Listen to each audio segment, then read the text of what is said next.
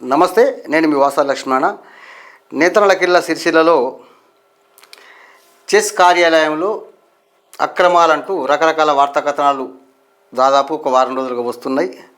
మరి దీనిపైన అసలు ఏంది, ఇప్పుడు ఏం చేసిందంటే చైర్మన్ సారు ఇదేం తీరు, ఇంటి అద్దెకు 50,000 అంతా కలిపితే 1,00,000 జీతం, సహకార స్ఫూర్తి ఏమైంది, చెస్ సంస్థకు ఎటువైపు తీసుకెళ్తున్నారు, సిరిసిల్ల సహకార విద్యుత్ సంస్థ చెస్ అభివృద్ధి కోసం శక్తి వంచన లేకుండా కృషి చేస్తున్నట్టు ప్రచారం చేసుకుంటున్న చైర్మన్ తీరుపై వినియోగదారులు మాత్రం విస్మయం వ్యక్తం చేస్తున్న పరిస్థితి నెలకొంది.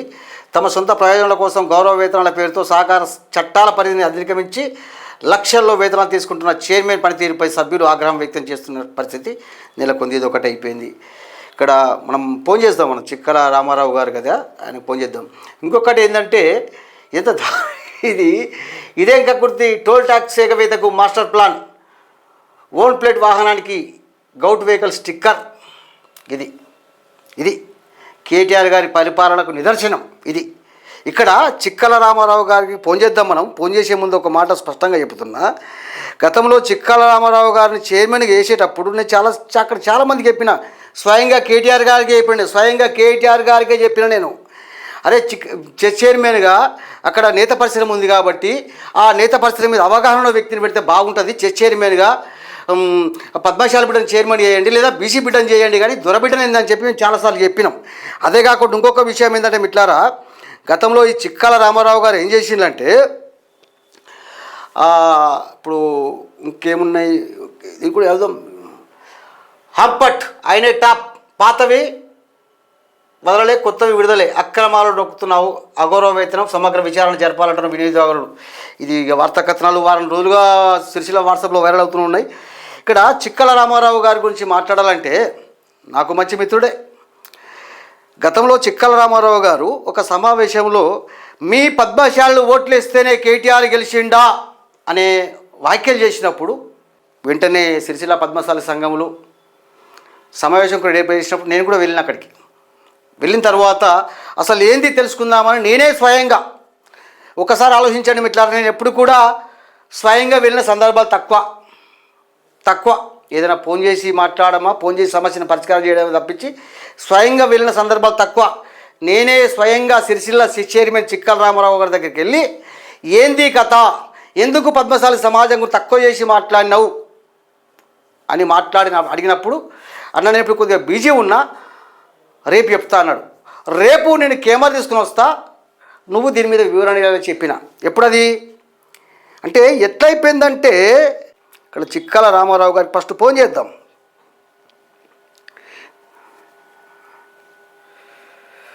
చిక్కల రామారావు గారికి ఫస్ట్ ఫోన్ చేసిన తర్వాత మనం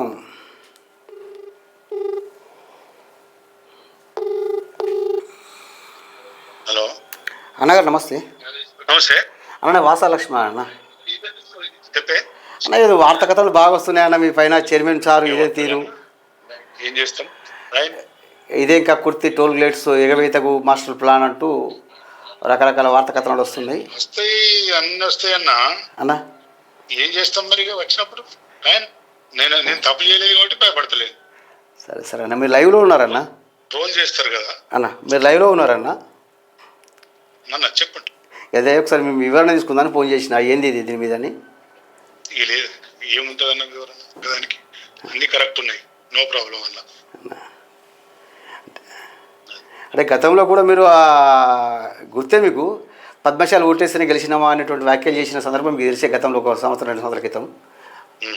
దాని విషయాన్ని పురస్కరించుకొని మరి ఏంది అని చెప్పి మీరు లైవ్ పెట్టినా, ఒకసారి మీ వివరణ ఇవ్వగలుగుతారా మీరు? ఏదైనా కరెక్ట్ అన్న, వాళ్ళు రాస్తారు, మనం ఏం చేస్తాం అంతే అంటారు. మనం చేసుకుంటూ పోవాలా, రాసుకుంటూ పోవాలి అంతే. ఎక్కడ కూడా తప్పు చేయలేదన్న. సరే, వాళ్ళు రాసుకుంటూ పోవాలా, మనం చేసుకుంటూ పోవాలి అంతే కదన్న. సరే అన్న, చేసుకుంటూ పోయేది కాదు, గట్లా అనద్దు అన్న. వాళ్ళు తప్పు రాస్తారు, మనం ఏం చేస్తాం. అంటే పత్రికలు తప్పు రాసినట్టు మీరు మీద కక్ష కట్టి. ఓకే అన్న. ఇది చైర్మన్ చిక్కల రామారావు గారు. ఇంకా అదృష్టం, నా అదృష్టం, ఆయన ఫోనే లిఫ్ట్ చేయడు.